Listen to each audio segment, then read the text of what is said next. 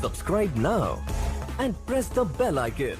Hello friends, welcome back to smart vision classes. दोस्तों, आज की इस वीडियो में हम देखने वाले हैं नेशनल सेविंग सर्टिफिकेट स्कीम्स 2019। इस वीडियो में हम national saving scheme certificate scheme को डिटेल में जानेंगे, साथ ही साथ उसके ऊपर जो एमसीक्यू क्वेश्चंस है वो भी इस वीडियो में हम कवर करने वाले हैं। तो वीडियो को लास्ट तक बने रहिए। अगर आपकी कोई क्यूरीज है, क्वेश्चंस है, तो आप हमें कमेंट कर सकते हैं या हमारे टेलीग्राम चैनल पर भी पूछ सकते हैं। तो दोस्तों, वीडियो शुरू करने से पहले आप सभी को मैं रिक्वेस्ट करता हूं कि अगर आपने हमारा चैनल अब तक सब्सक्राइब नहीं किया तो चैनल को सब्सक्राइब कीजिए, साथ ही साथ बेल आइकन को जरूर दबाएं ताकि जो नए आने वाले अपडेट्स है आपको जल्द ही मिल जाएंगे। तो शुरू करते हैं आज का टॉपिक। तो दोस्तों, national saving certificates rules 1989 will be called as National Saving Certificate Scheme 2019 from till December 2019 as specified in the Gazette number of GSR 919E। जो नेशनल सेविंग सर्टिफिकेट के रूल थे 1989 के, वो अब रिप्लेस हो गए हैं और उसे अब कहा जाएगा national saving certificate scheme 2019 from 12 दिसंबर 2019। तो इसके ऊपर भी एक यह सवाल आ सकता है कि जो national saving certificate scheme rule तो 2019 है वो कब से लागू हुए थे। डेट ऑफ कमेंसमेंट है 12 दिसंबर 1919। जो पुराने थे नेशनल सेविंग सर्टिफिकेट रूल 1989 वो आप कैंसिल हो गए, यानी कि replaced with national saving certificate scheme 2019। अगर गैजेट नंबर पूछा जाता है तो गैजेट नंबर है GSR 919E। नेक्स्ट देखते हैं नेशनल सेविंग सर्टिफिकेट के जो फीचर्स है या कौन उसकी जो रिक्वायरमेंट है या कौन ओपन कर सकता है वो देख लेते हैं। कंडीशंस क्या है। Conditions of account A, an account may be opened by a single adult, कोई भी ऐसा 18 साल का व्यक्ति जो उसकी उम्र 18 साल हो वो अकाउंट ओपन कर सकता है। बी, अप टू 3 अडल्ट, ऐसे कोई भी 3 अडल्ट जिनकी उम्र 18 साल के ऊपर है वो जॉइंटली अकाउंट ओपन कर सकते हैं। या C, a minor who has attend the age of 10 year, अगर कोई 10 साल का अभिव्यक्ति है और अकाउंट ओपन करना जो माइनर है वो अकाउंट ओपन करना चाहता है तो वो अकाउंट ओपन कर सकता है। या D, a guardian on behalf of minor और a person of unsound mind, यानी कि कोई गार्डियन वो अपने माइनर के बिहाफ ऑफ या कोई अनसाउंड जिसको माइंड का कोई व्यक्ति है, पर्सन है, उसके बिहाफ ऑफ भी अकाउंट ओपन कर सकता है।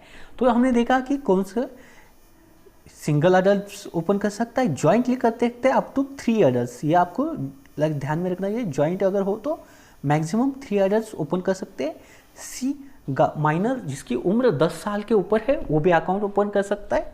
या D, a guardian on behalf of the minor या a person of unsound mind.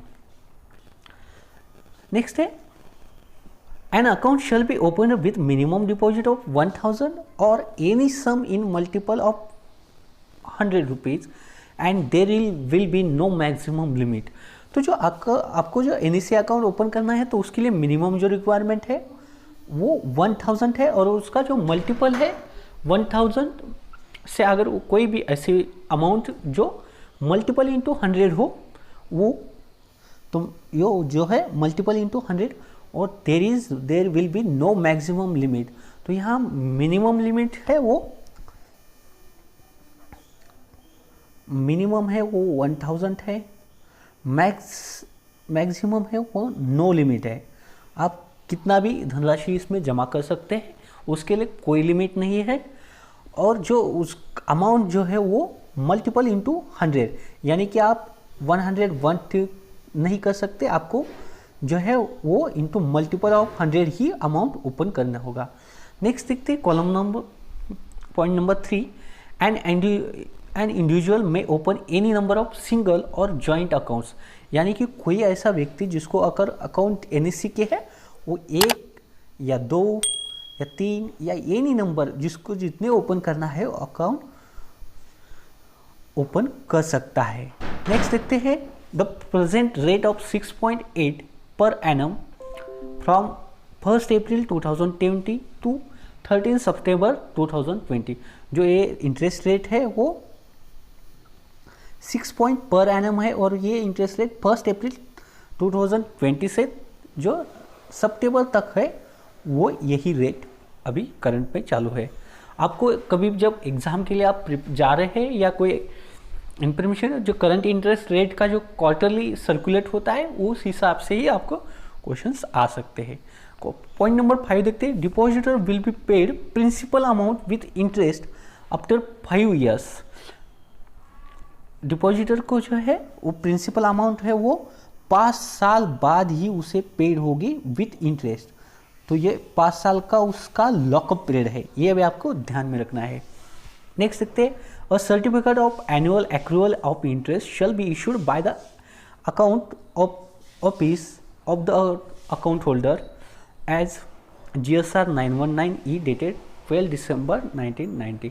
तो GSR का जो गैजेट नोटिफिकेशन है उसके हिसाब से आप उस व्यक्ति को एनुअल एक्रूअल इंटरेस्ट का सर्टिफिकेट भी दे सकते हैं। नेक्स्ट देखते हैं point number 6, deposit of scheme can be made directly और through SAS agent. Small savings agent जो है उसके थ्रू भी आप अकाउंट्स जो है ओपन कर सकते हैं या आप डायरेक्टली भी कर सकते हैं। पॉइंट नंबर 7 देखते हैं, if investment is made through SAS agent a commission is payable to him. अगर आप SAS एजेंट के थ्रू इन्वेस्टमेंट करते हैं तो जो कमीशन है वो SAS एजेंट को मिल जाएगा। जिस कमीशन है वो 0.5 है हाल में, तो वो SAS एजेंट को मिल रहा है, उसका जो सर्टिफिकेट है वो मिले। नेक्स्ट देखते हैं नॉमिनेशंस। जो GSPR 2019 आया था उस हिसाब से जो है जो सभी प्रकार के अकाउंट्स है उन्हें नॉमिनेशन कंपलसरी है। Nomination is mandatory in all type of account even the minor accounts. अगर आपका माइनर अकाउंट है तब भी आपको है नॉमिनेशन कराना ही है as per the GSPR government saving promotions rule 2018 के तहत। पॉइंट नंबर 2 देखते हैं इसमें, an account holder can nominate maximum 4 individuals. तो जो कोई व्यक्ति है वो कितने ज़्यादातर ज़्यादा 4 व्यक्तियों को ही नॉमिनेट कर सकता है as per the GSPR rule 2018 rule number 14 and applicable to all POSB scheme. तो ये सभी POSB जितने भी पोस्ट ऑफिस के सेविंग बैंक के स्कीम है उन्हें लागू है। ही कैन ऑल्सो कैंसल और change the existing nomination by paying fee.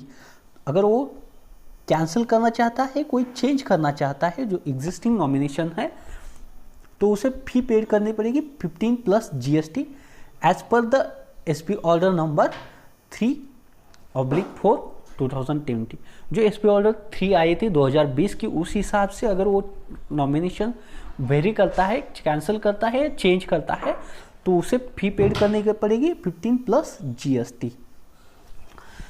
Point number 3 देखते हैं नॉमिनेशन का। ड्यूरिंग ओपनिंग ऑफ अकाउंट और later when nomination is registered vary और cancel 2 witness shall be taken if account holder is illiterate. अगर account holder अशिक्षित है, illiterate है और वो नॉमिनेशन कराना चाहता है तो उस हिसाब से तो उसके लिए जो है 2 विटनेस लेना ज़रूरी है। कब? अगर अकाउंट होल्डर है इज इलिटरेट, तो आपको नॉमिनेशंस चेंज करना या नॉमिनेशंस रजिस्टर या कैंसिल करने के समय 2 विटनेस लेना ज़रूरी है। नेक्स्ट है no witness for literate account holder. अगर कोई शिक्षित व्यक्ति है तो उसके लिए विटनेस लेना अनिवार्य नहीं है as per the GSPR government saving bank promotions rule 2018 rule number 14/8 and SB order number 12 2020। Next देखते हैं प्लेजिंग ऑफ अकाउंट। तो जो NSE सर्टिफिकेट है वो आप प्लेज कर सकते हैं, उसके लिए रिक्वायरमेंट क्या है या कंडीशंस क्या है या आप किसे प्लेज कर सकते हैं वो देखते हैं। Account can be pledged supported with acceptance letter from the pledgee. अगर कोई जो बैंक या कोई इंस्टीट्यूट है वो अपना एक्सेप्टेंस लेटर्स देती है प्लेज के लिए, तो account can be pledged to. आप प्लेज कर सकते हैं तो किन को प्लेज कर सकते हैं? द प्रेसिडेंट ऑफ इंडिया और गवर्नर ऑफ स्टेट, आप इन्हें प्लेज कर सकते हैं। Reserve bank of India, schedule bank या कोऑपरेटिव बैंक सोसाइटी बैंक, तो उन्हें भी आप प्लेज कर सकते हैं। पब्लिक और प्राइवेट कारपोरेशंस है उन्हें भी आप जो है एनएसी सर्टिफिकेट प्लेज कर सकते हैं, या गवर्नमेंट कंपनीज है उन्हें भी आप प्लेज कर सकते हैं, लोकल अथॉरिटी को भी आप प्लेज कर सकते हैं, या 6 number housing finance company approved by the national housing bank उन्हें भी आप जो है एनएसी प्लेज कर सकते हैं। प्लेज करना यानी कि आप उनके पास अपना गिरवी रखना, ये एनएसी की, ये मेरी एनएसी अमाउंट है, इसके ऊपर मुझे क्या चाहिए तो ये इसके ऊपर इतनी अमाउंट की है, आप उसे प्लेज करते हैं। फी फॉर प्लेजिंग, जो प्लेजिंग की फी है एज पर एसबी ऑर्डर नंबर 3 एंड 4 2020, जो एसबी ऑर्डर 2020 में 3 और 4 आए थे उसमें शेड्यूल ऑफ फीस दिए गए हैं, तो उस हिसाब से अगर आप प्लेज करते हैं तो प्लेजिंग की फी रहेगी 100 प्लस जीएसटी पर अकाउंट। अगर कोई व्यक्ति के 10 अकाउंट है तो उस 10 अकाउंट को 100 प्लस जीएसटी पर अकाउंट लगेगी। तो ये आपको प्लेजिंग की फी भी ध्यान में रखनी चाहिए, इसके ऊपर भी कोई सवाल आ सकता है। नेक्स्ट देखते हैं transfer of account. There will be fee of rupees 100 plus GST for transfer of an account from one post office to other post office as per SB order 3/4 2020, जो कि SB ऑर्डर आए थे 2020 की 3 और 4, उस हिसाब से आपकी जो अकाउंट ट्रांसफ़र कराना चाहते हैं एक पोस्ट ऑफिस से दूसरे पोस्ट ऑफिस, तो जो आपको फी पेड करनी पड़ेगी वो है 100 प्लस GST, यानी कि जो 100 रुपीज़ प्लस GST उसके ऊपर जो जितनी होगी 18 रुपये होती है वो आपको पेड करनी पड़ेगी।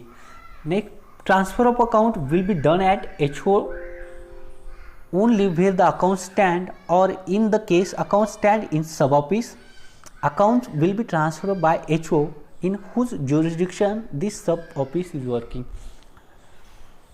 अगर मान लो ट्रांसफर जो अकाउंट्स है वो सिर्फ और सिर्फ HO में हो जाएगा, और इन केस अकाउंट अगर सब ऑफिस में है तो उसका जो अकाउंट ऑफिस है यानी कि सब ऑफिस का अकाउंट ऑफिस HO या उसके जुरिस्डिक्शन में जो HO है वो उसको ट्रांसफ़र करेगा। Who jurisdiction this sub office working this HO will be done transfer in processor. ये पॉइंट नंबर 3 भी देखते हैं। If an application for transfer of an account is given to any other SO or HO, application of transfer along with document will be sent to the SO or HO where the account stands home sole in service insured cover. In details of such application will be entered in manual register. This office, after necessary formalities in the system, will send the concerned original document to the office where account is intended to be transferred. अगर मान लो मेरा accounts है वो Pune HO, मेरा account जो है Pune HO के under जो है पुणे HO के अंडर जो एक सब ऑफिस है उसमें है शिवाजी नगर, और मुझे ट्रांसफ़र चाहिए लातूर HO को ले। लातूर HO में एक SO है तिलक नगर के लिए, तो मान लो मुझे ट्रांसफ़र जो तिलक नगर के लिए चाहिए, लेकिन वो उस ट्रांसफ़र का जो एप्लीकेशन है वो शिवाजी नगर SO में ही देना चाहिए।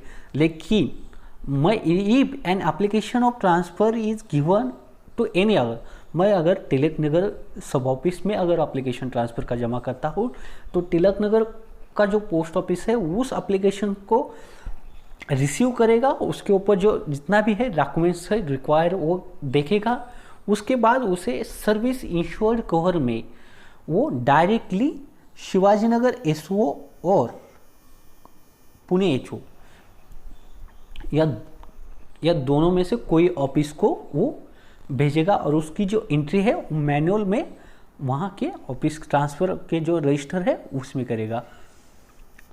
नेक्स्ट देखते हैं प्रीमेच्योर क्लोजर ऑफ अकाउंट।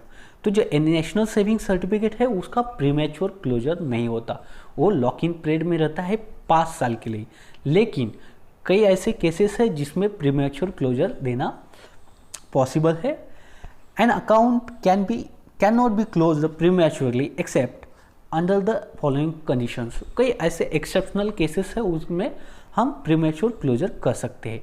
क्या केसेस है? On the death of account holder in a single account और holders in a joint account. अगर कोई व्यक्ति का जो मृत्यु हो जाए, डेथ हो जाती है, तो कर सकते हैं। B, on fortification of account by pledgee, अगर प्लेज किया है, उसने उसे जब्त किया है, फोर्टिफिच किया है, तो कर सकते हैं। सी, व्हेन ऑर्डर बाय कोर्ट, अगर कोर्ट का ऑर्डर है तो भी हम प्रीमेच्योर क्लोज कर सकते हैं। तो ये 3 कंडीशन है तो हम प्रीमेच्योर क्लोजर कर सकते हैं, अदरवाइज एनईसी में प्रीमेच्योर क्लोजर नॉट अलाउड है। पॉइंट देखते हैं, if an account is closed before the expiry of 1 year, अगर आप ये ऊपर के 3 कंडीशंस है, इसमें अगर प्रीमेच्योरली क्लोजर करना चाहते हैं before the expiry of 1 year, only principal amount will be payable. अगर 1 साल के अंदर ही अकाउंट क्लोज करना चाहते हैं तो आपको जो है सिर्फ और सिर्फ प्रिंसिपल अमाउंट मिल जाएंगी। If an account is closed after 1 year but before the expiry of 3 years from the date of opening of account, amount payable will be principal amount and interest rate of post office saving rate। अगर 1 साल के बाद लेकिन 3 साल के पहले before the 3 years close करते हैं तो प्रिंसिपल अमाउंट प्लस एसबी का जो इंटरेस्ट रेट है वो उन्हें पे किया जाएगा। और लास्ट है जो, अगर वो 3 साल, if an account is closed after 3 years from the date of opening of account, तो जो फॉलो द टेबल प्रिपेयर, जो GSR 919 का जो पैरा 5 है उसमें जो टेबल दिया है उसको फॉलो करके अमाउंट दी जाएगी। नेक्स्ट देखते हैं नेशनल सेविंग सर्टिफिकेट के कुछ मिसलेनियस रूल्स। यहाँ आपको कुछ फीस दिए गए हैं। Fees for duplicate will be, अब जो नेशनल सेविंग सर्टिफिकेट है वो पासबुक के स्वरूप में मिलते फ्रॉम 1 जुलाई 2016। अब से जो सर्टिफिकेट नहीं मिलता आपको, जो पासबुक, तो जो उसका डुप्लीकेट, अगर डुप्लीकेट पासबुक है तो उसके लिए फीस है 15 प्लस GST। तो SBI ऑर्डर 3 और 4 ये आपको ध्यान में रखना है कि उसमें सभी प्रकार की फीस, जो शेड्यूल ऑफ फीस है वो दिए गए हैं। नेक्स्ट है फी for issue statement of account 20 plus GST। अगर आपको कोई एनईसी अकाउंट का स्टेटमेंट चाहिए तो उसके लिए फी है 20 plus GST। Fee for issue passbook in live of mutilated certificate, अगर कोई पासबुक की खराबी की है, उसको खराब हो गया है, तो उसके लिए आपको 10 रुपये पर रजिस्ट्रेशन प्लस GST है। अगर पासबुक खराब हो गया है तो उसके लिए 10 रुपये पर रजिस्ट्रेशन प्लस GST पे करना पड़ेगा। तो एनईसी की मैच्योरिटी अमाउंट है जो अकाउंट होल्डर को कैसे पे की जाती है, ट्रांसफर ऑफ इस सेविंग बैंक अकाउंट, तो उसके सेविंग बैंक अकाउंट को ट्रांसफर की जाएगी, या पेड बाय क्रॉस चेक द्वारा भी पेड किए जाएगी, या पेड इन कैश। ये अमाउंट इज बिलो 20,000, अगर 20,000 के नीचे अमाउंट होगी, 20,000 से कम, तो उसे कैश इन पेड की जाएंगी। Next, an account which is mature but not closed, अगर कोई ऐसा अकाउंट है जो मैच्योरिटी हो गई है लेकिन उसे क्लोज नहीं किया, मान लो मेरा मैच्योरिटी होने वाला था 2019 को, लेकिन अब तक मैंने अकाउंट नहीं क्लोज किया, तो उसको PMI कब तक मिलेगा, तो but not close eligible balance is an account shall continue the earn interest eight post office saving rate till the account close. तो जो PMI है, पोस्ट मैच्योरिटी इंटरेस्ट, वो है आप जब तक अकाउंट क्लोज नहीं कर सकते तब तक वो उसको मिलता रहेगा। जो PMI का पीरियड पहले था 24 मंथ तक, उसको भी पोस्ट ऑफिस ने विड्रॉ किया है। अब जब तक आप अकाउंट क्लोज नहीं कर सकते तब तक आपको PMI मिलता रहेगा। तो दोस्तों, इस वीडियो में हमने नेशनल सेविंग सर्टिफिकेट स्कीम 2019 के कुछ रूल्स देखे, कुछ फीचर्स देखे। अब हम थोड़ा रूल्स के बारे में देख लेते हो। तो दोस्तों, जो NEC के रूल्स थे वो, उसका जो गैजेट नोटिफिकेशन आया था वो 12 दिसंबर 2019 को। तो जो गैजेट नोटिफिकेशन की डेट है वो 12 दिसंबर 2019 और गैजेट नोटिफिकेशन का नंबर है जो GSR 919E। तो इसमें कुल मिला के 14 रूल है, जो कि NEC के रिलेटेड 11 रूल है। एक एक देख लेते हैं। थोड़ा फास्टली देखते क्योंकि रूल्स कभी ज़्यादातर नहीं पूछे जाते। फर्स्ट है शॉर्ट टाइटल और कमेंसमेंट। इस रूल में दी जाता है कि इस रूल को क्या कहा जाएगा और इसकी कमेंसमेंट डेट है वो क्या होगी। This scheme may be called as national saving certificate 8 issue scheme 2019 इस, और एक कमेंसमेंट होगी पब्लिकेशन ऑफ ऑफिशियल गैजेट यानी कि 12 दिसंबर 2019। डेफिनेशन नंबर 2 देखते हैं। In the scheme unless if contact otherwise, यानी कि यहाँ का कुछ डेफिनेशन दिए गए। Accounts mean account open under the scheme. Account holders means, ये जो डेफिनेशन है, act means government saving promotion act 1873 5/1873। Form means जो आप फॉर्म यूज करते हैं। जनरल रूल्स मीन्स, अगर जनरल रूल आता है तो ये government saving promotion general rules 2080 होगा। Years means years of 12 month commencing, यानी कि उस जिस दिन आप अकाउंट ओपन कर से वहाँ से 12 मंथ। वर्ड और expression used herein but not defined shall have been meaning respectively assigned them act in general rules. General rules में कई दिए गए हैं वो भी इस लागू होंगे। नेक्स्ट है rule number 3 type of account. इसमें कितने टाइप का होगा। सिंगल होगा, joint A, joint B, single account holder type, joint A type account और जॉइंट बी टाइप अकाउंट। तो देखते हैं single account holder type account may be open by an adult for himself और minor और person of unsound mind, यानी कि single ऐसा व्यक्ति है जो अपने खुद के लिए अकाउंट ओपन कर सकता है या ऑन बिहाफ ऑफ माइनर वो भी कर सकता है। Joint A type account may be open jointly the names of up to 3 others. अगर जॉइंट ए अकाउंट ओपन किया जाता है तो 3 अदर्स मिलकर जॉइंट अकाउंट ये अकाउंट मिल सकते हैं, ओपन कर सकते हैं।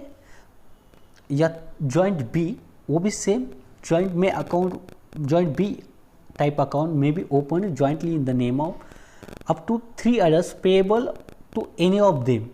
तो जो जॉइंट ए अकाउंट होगा तो उस तीनों की सिग्नेचर कंपलसरी रहेगी पेएबल के टाइम, लेकिन जॉइंट बी रहेगा तो इधर और चलेगा। नेक्स्ट देखते हैं डिपॉजिट। रूल नंबर 4 देखते हैं डिपॉजिट। Earn minimum 1000 rupees. तो हमने देखा कि जैसे कि 1000 rupee in sum multiple of 100 rupees may be deposited in an account. तो यह there is no maximum limit for fixed, तो इसके लिए कोई मैक्सिमम लिमिट नहीं है। और there is an individual may open any number of account. Next देखते हैं पेमेंट और मैच्योरिटी। मैच्योरिटी के पेमेंट में क्या रहेगा। The deposit shall mature on completion of 5 year from the date of deposit, जो कि डेट ऑफ ओपनिंग के बाद 5 साल बाद ही जो है अकाउंट मैच्योर होगा। Amount of maturity may be repaid to the account holder on application of form 2, जो कि फॉर्म 2 दिया है वो फिलअप करने के बाद उसे रिपेड की जाएगी।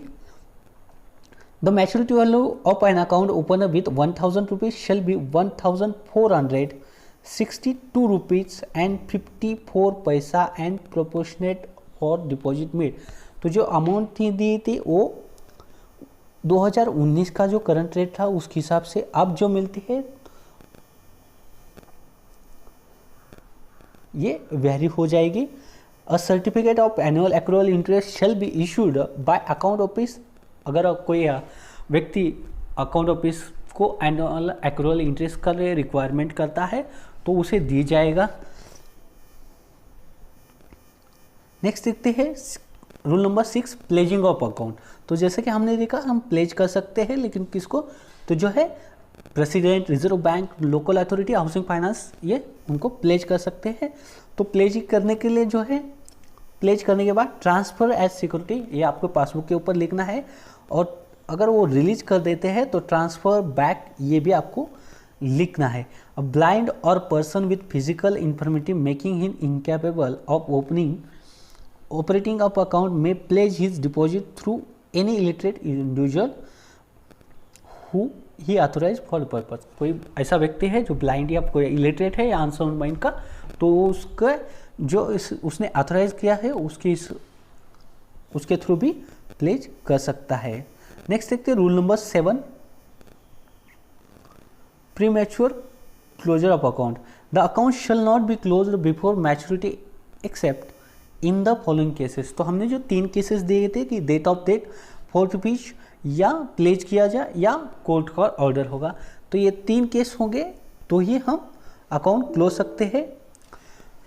Where account premature close under the sub paragraph 1 before the expiry of 1, ये भी हमने देखा था कि उसका 1 ईयर के करते हैं तो क्या होगा, और 5 ईयर के लिए करते हैं तो उसके लिए ये जो टेबल हमने बताया था कि उस हिसाब से जो है उसको अमाउंट मिल जाएगी. नेक्स्ट देखते हैं rules number 18, transfer of account from one individual to another. तो जो एनईसी में जो है एक व्यक्ति अपना सर्टिफिकेट है उस दूसरे व्यक्ति को भी ट्रांसफ़र कर सकता है, ये भी आपको ध्यान है. And account may be transfer from one individual to another subject to condition that transfer is eligible to open an account under the scheme in the following cases, namely on the date of holder in case single account और date of all account holder in joint account. The amount shall be transfer to legal. अगर कोई joint account है उसमें से एक व्यक्ति की मृत्यु हो जाती है तो जो दूसरा सेकंड होल्डर है जॉइंट होल्डर उसे वो अमाउंट ट्रांसफ़र की जाएगी. या जॉइंट अकाउंट है और दोनों की दोनों मृत्यु हो जाती है तो उसकी जो लीगल साइड है उसे ट्रांसफ़र किया जाएगा account. On the order of court account shall be transfer from one account holder to the court और any individual as per the court orders. यानी कि कोई कोर्ट ऑर्डर होगा तो भी आप कर सकते हैं. On pledging account shall be transferred according to paragraph number 6. अगर प्लेज किया है तो जो प्लेजी है उसको हम अकाउंट ट्रांसफ़र करते हैं. In the event of death of any account holder in a joint account the account shall be transferred to the name of surviving account holder. तो दोनों की डेथ होने के बाद जो सर्वाइविंग अकाउंट होल्डर है उसे ट्रांसफ़र की जाएगी. नेक्स्ट देखते हैं rule number 9, payment on death of account holder, जो कि उसकी डेथ होने के बाद जो है पेमेंट कैसा है. In the event of death of depositor of single account और all the depositor of joint account the eligible balance of account shall be payable as specified paragraph in 2/6. तो जो पैराग्राफ दिए है उस हिसाब से उन्हें पेड किया जाएगा. देखते column number 2, if nomination in force at time of death of the depositor single account or all depositor of joint account, the nominee make application from to an account office payment. अगर account का nominations in force है, उसका nomination register है, तो वो payment of the eligible balance application shall be accounted with proof of death of depositor and where the other nominees have also died the proof of death such nominee. तो जो अगर nomination है तो वो form fill up करके कर सकता है. इफ देर आर 2 और more surviving nominees the eligible shall be paid the proportion as specified in the depositor while making the nomination, and if no such proportions or shares specified in the equal proportions.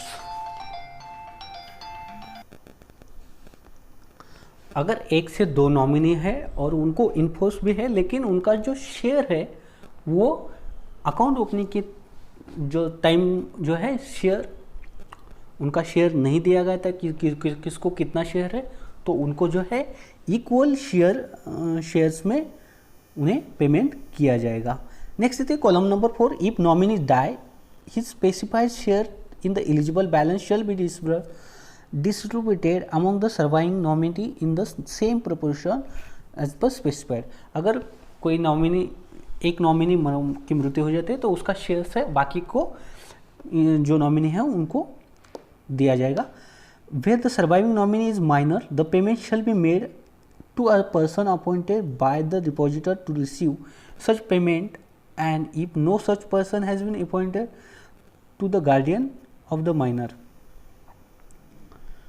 जो minor है अगर nominee तो उसका जो appointee details है appointee है उसको जो है वो पेमेंट दिया जाएगा. If the depositor dies there is no nomination in force at the time of his death and probate of will और letter of administration of his state और succession certificate as granted the Indian Succession Act 2025 is not produced within 6 months from the date of depositor to the authorized office account where the account stands then। तो जो अगर उस व्यक्ति का कोई nomination नहीं है और उन्होंने जो सक्सेशन सर्टिफिकेट है या प्रोबेट ऑफ विल है या स्टेट सर्टिफिकेट है वो 6 महीने के अंदर जमा नहीं किया तो क्या होगा, if the eligible account does not exceed 5 lakh the authorised officer of the account office or the authority specified by the institution to which account belong may be paid same person appearing to him rightful claimant। अगर जो 6 महीने के बाद जो claim करेगा वही उसका हकदार होगा। उसके लिए जो डॉक्यूमेंट्स है वो है death certificate, passbook, affidavit, letter of disclaimer और बॉन्ड इंडमिटी। अगर कोई 6 महीने के अंदर कोई क्लेम नहीं करता, उसका जो कोई है क्लेम नहीं करता तो if the eligible account in the account disease the above 5 lakh, अगर 5 लाख के ऊपर है तो पासबुक, डिपॉजिट रिसीट वो ये जो है सक्सेशन सर्टिफिकेट है वो भी लगेगा। नेक्स्ट देखते हैं rule number 10, application of general rules. जो कि जनरल रूल है गवर्नमेंट के वो भी इसको अप्लीकेबिलिटी है, इसको वो लागू किए जाएंगे। नेक्स्ट और लास्ट है पावर टू रिलैक्स, यानी कि गवर्नमेंट अपने पास जो पावर्स रखता है कि हम इस रूल को कभी भी चेंज कर सकते हैं और मॉडिफिकेशन भी कर सकते हैं। नेक्स्ट देखते हैं MCQ questions.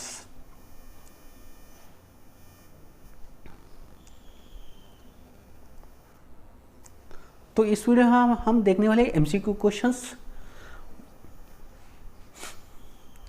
Most important MCQ question और national saving certificate NSC.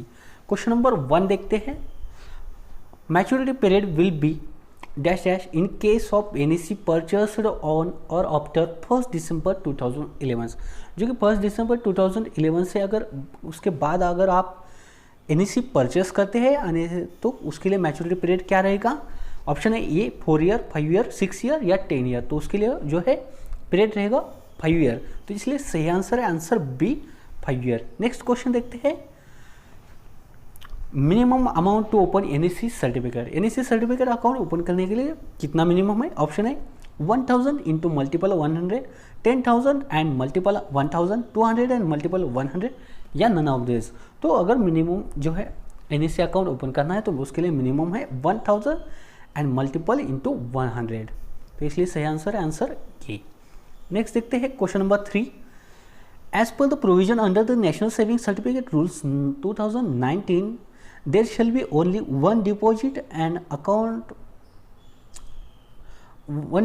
of Rs 1000 and the deposit shall be in multiple of 100 rupees. What will be the maximum limit? जो NSC के रूल्स के तहत हम NSC का account open कर सकते हैं जो मिनिमम 1000 है इंटू मल्टीपल ऑफ 100, लेकिन मैक्सिमम लिमिट कितना है 1 लाख, 5 लाख, 10 लाख या नो लिमिट। तो मैक्सिमम लिमिट नहीं है, आप कितना भी धनराशि जमा कर सकते हैं, इसलिए इसका सही आंसर रहेगा answer D no limit. Next देखते हैं question number 4। A person can purchase dash a number of certificate in one post office. या कोई ऐसा व्यक्ति है जो पोस्ट ऑफिस में कितने सर्टिफिकेट ओपन कर सकता है या अकाउंट ओपन कर सकता है एनएससी के। Only one single and one joint या एनी नंबर या नन ऑफ दिस। तो पर्सन है वो any number of certificate open कर सकता है, तो इसलिए सही आंसर रहेगा answer C any number of certificate. Next देखते हैं question number 5। What is the current interest rate of national saving certificate from 1 July 2020 to 13 सितंबर 2020। जो कि इस क्वार्टर का है, जो करंट इंटरेस्ट रेट कितना है जो है 6.8 compounded annually, 7.6 per annum, 6.5 per annum या 5.5 कंपाउंडेड एनुअली। तो जो एनएससी का रेट है 6.8 कंपाउंडेड एनुअली है, तो इसका सही आंसर है answer A 6.8 compounded annually. Next देखते हैं question number 6। Premature closure of NSC, premature closure और encashment is not possible in the case of. तो जो एनएससी एससीएसएस टीडी या आरडी, तो ये एससीएसएस टीडी और आरडी जो है प्रीमेच्योरली क्लोज कर सकते हैं, और जो एनएससी सर्टिफिकेट है नेशनल सेविंग सर्टिफिकेट का वो आप प्रीमेच्योर क्लोजर नहीं कर सकते, इसलिए इसका सही आंसर है आंसर ए एनएससी। नेक्स्ट देखते हैं question number 7। Certificate can be purchase through, certificate कैसे परचेज किया जाता है? कैश और चेक, पे ऑर्डर, डीडी, मैच्योर सर्टिफिकेट और SB7 या ऑल द अबव। तो ये सभी प्रकार के तीनों सही है, इसलिए इसका सही आंसर है ऑल द अबव। तो आप कैश, चेक या पे ऑर्डर, डीडी या मैच्योर सर्टिफिकेट के बाद को ओपन री इन्वेस्ट कर सकते हैं। नेक्स्ट देखते हैं क्वेश्चन नंबर 8।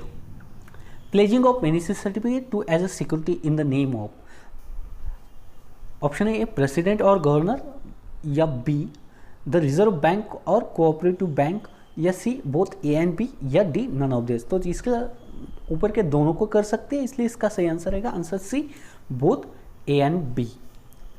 नेक्स्ट देखते हैं what is the maximum period up to which post maturity interest will be paid as NSC at issue certificate. तो मैंने जैसा कि बताया, जब तक अकाउंट क्लोज नहीं होता तब तक हम प्रीमेच्योर क्लोजर का जो पोस्ट मैच्योरिटी इंटरेस्ट है वो पेड कर सकते हैं।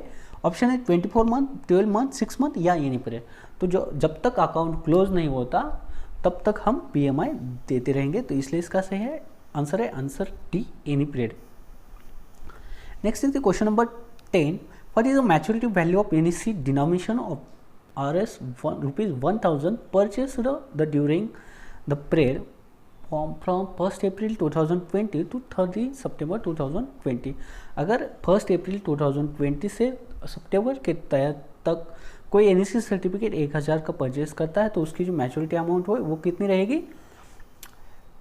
₹1411.20 पैसा, ₹1389.49 पैसा, या ₹1551 या नन ऑफ द। तो उसका जो अमाउंट रहेगी मैच्योरिटी अमाउंट वो रहेगी ₹1389.49 पैसा। नेक्स्ट देखते हैं question number 11। What are the changes in procedure of NSC in all CBS post office from 1 July 2016।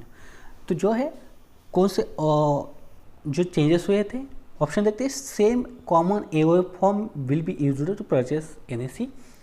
There will be no denomination of NSC purchase can be issued minimum 1000 and multiple of 100 years. NSC will be issued in the shape of passbook. तो जो NSC certificate है वो आप passbook के रूप में दिया जाएगा।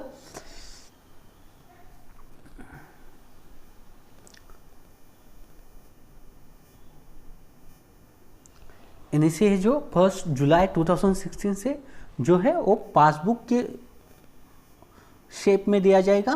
तो ये चारों के चारों सही है, इसलिए इसका सही आंसर है D all the above. Next देखते हैं क्वेश्चन नंबर 12।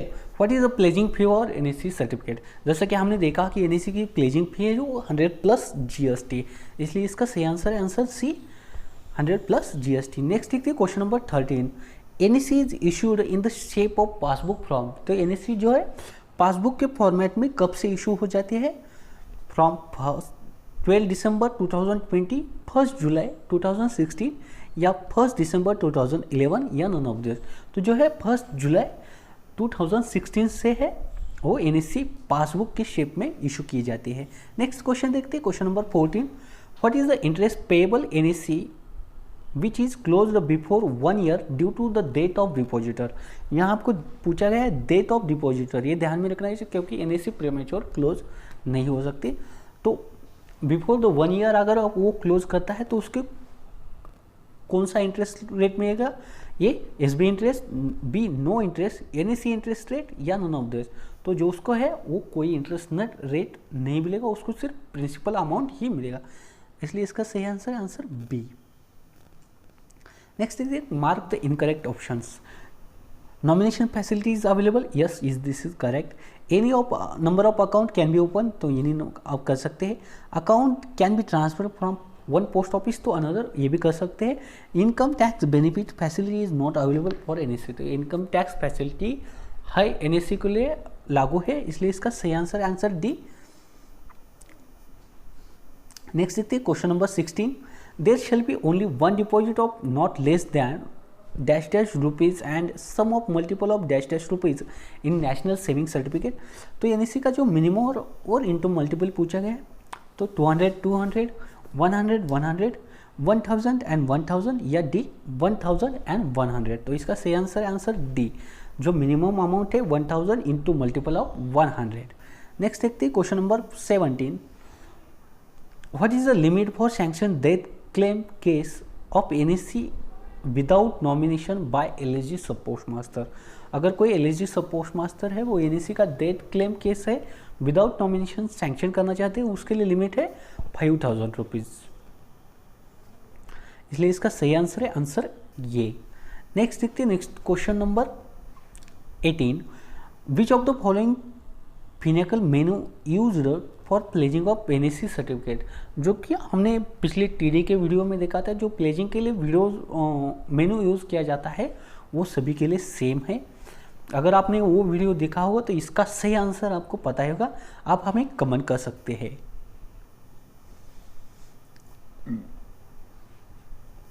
नेक्स्ट देखते हैं question number 19। How many user are required in Finacle for pledging of NSC account? अगर एनएससी अकाउंट प्लेज करना है तो उसके लिए कितने यूजर की ज़रूरत है? ऑप्शन है 1 PA and 1 supervisor, B 2 postal assistant, या सी 2 सुपरवाइजर, या D none of the above. तो अगर कोई भी प्लेज करना हो तो आपको 2 सुपरवाइजर आर रिक्वायर्ड। तो इसलिए सही आंसर है आंसर सी 2 सुपरवाइजर्स। नेक्स्ट देखते हैं question number 20। N account holder of NSC account holder can nominate maximum dash dash individuals? ज़्यादातर कितने इंडिविजुअल्स को नॉमिनेट कर सकता है? ऑप्शन है 1, 2, 3, 4। तो एज पर द GSPR 2018 अब ज़्यादा से ज़्यादा सिर्फ 4 लोगों को यानी कि 4 जो है उनको नॉमिनेट कर सकते हैं। इसलिए इसका सही आंसर है आंसर डी 4। नेक्स्ट देखते हैं question number 21। What is the transfer fee for NSC account transfer from one post office to another post office? जो ट्रांसफर फी है, ऐसा हमने देखा था कि जो 100+ GST है। नेक्स्ट देखते हैं 22। What is the fee for issue duplicate passbook issue for an NSC certificate? अगर कोई एनएससी सर्टिफिकेट का पासबुक डुप्लीकेट इशू करना है तो उसके लिए फीस कितनी है? 20+ GST, 15+ GST, 100+ GST, no fee for duplicate PBK। तो जो है उसके लिए 15+ GST डुप्लीकेट पासबुक के लिए फी है वो पेड करनी पड़ेगी। नेक्स्ट देखते हैं question number 21। What is fee for issue statement regarding NSC certificate account? अगर कोई एनएससी सर्टिफिकेट अकाउंट का कोई स्टेटमेंट इशू करना है तो उसके लिए फी कितनी है? 20+ GST, 15 रुपीज़, 15+ GST या नो फी। तो उसके लिए 20+ GST फीस है। नेक्स्ट देखते हैं question number 24। National saving certificate at issue rule 1989 is replaced with national saving certificate scheme rule 2019 from. ये रूल कब से चेंज हुए हैं? 1 दिसंबर 2019, 12 दिसंबर 2019, या 1 जनवरी 2020, या 12 जनवरी 2020। तो जो है 12 दिसंबर 2019 से जो रूल्स जो है वो चेंज हो गए हैं, इसलिए इसका सही आंसर रहेगा आंसर पी। लास्ट क्वेश्चन देखते हैं। After GSPR 2018 nomination is mandatory for all type of NSC account even, ये आपको जान इवन द अकाउंट ऑल्सो, यानी कि कौन सा अकाउंट? तो जो कौन सा account? Single account, joint account, minor, या नन ऑफ द। तो अगर minor account, even the minor account also अब नॉमिनेशन करना कंपलसरी है। तो इसलिए सही आंसर है आंसर सी माइनर। तो दोस्तों इस वीडियो में हमने एनएससी के रूल्स देखे, एनएससी का और फीचर्स देखे, उसके बाद रूल्स कवर किए और MCQ क्वेश्चंस भी कवर करें। दोस्तों अगर वीडियो अच्छी लगी हो तो वीडियो को लाइक करें, शेयर करें अपने दोस्तों की, जो कि जितने व्हाट्सएप ग्रुप है उनको शेयर करें, जो एग्ज़ाम की प्रिपेयर करें उनके साथ शेयर करें। अगर कोई क्यूरीज है, क्वेश्चंस है तो आप हमें टेलीग्राम चैनल पे पूछ सकते हैं या हमें कमेंट कर सकते हैं। तो मिलते हैं।